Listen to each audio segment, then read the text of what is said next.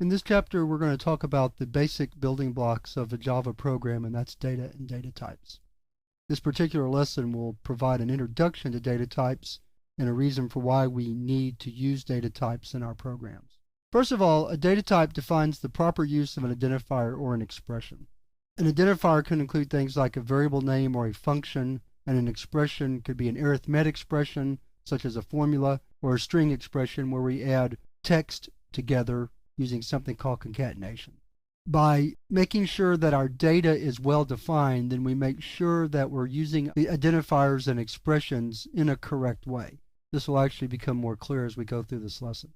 Data types also help us determine what type of data can be stored in an identifier or written in an expression. So for example, when we have numeric identifiers like numeric variables, then only numbers can be stored in those variables. Same thing with strings. If we have a string variable, then only a string can be stored in that variable. When we write an expression such as 2 plus 2, the fact that we're using two numeric pieces of data with a arithmetic operator, the plus sign, indicates that that's a legal numeric expression. Just like if we wrote an expression where we wrote hello plus world, which were strings, then that would be legal because the plus sign signifies concatenation for strings. Data types also help us decide what types of operations can be performed on an identifier or an expression. So for example, with a numeric data type, we can perform the standard arithmetic operations. Just like with strings, Java has a set of operations that are defined that can be performed on strings, but not on other types of data. An example of a legal numeric expression is 12 plus 2.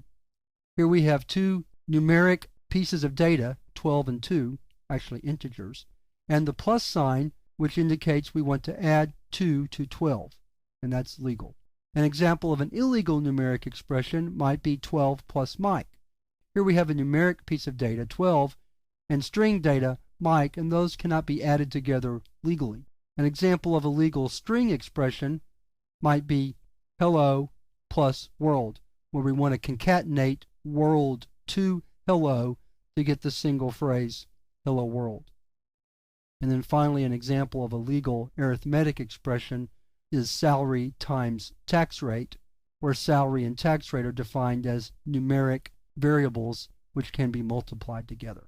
Some examples of legal numeric data include 1,000, which is an integer, and 3.14159, which is a floating point value, or in Java terms, a double. We have string data such as hello world and Mike. String data is any data that is surrounded in double quotes. Java also has character data, which are single characters surrounded in single quote marks.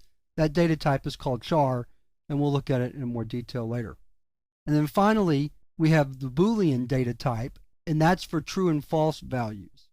We use Boolean data when we're trying to make decisions in code, either in a branching situation where we decide if we want to perform one set of instructions or another set of instructions, or perhaps in a looping situation where we need to determine if we want to continue looping over a set of code based on some relational expression. And we'll look at all those in more detail later. So that's a brief introduction to data types. In my next lesson, we're going to look specifically at the numeric data types found in Java.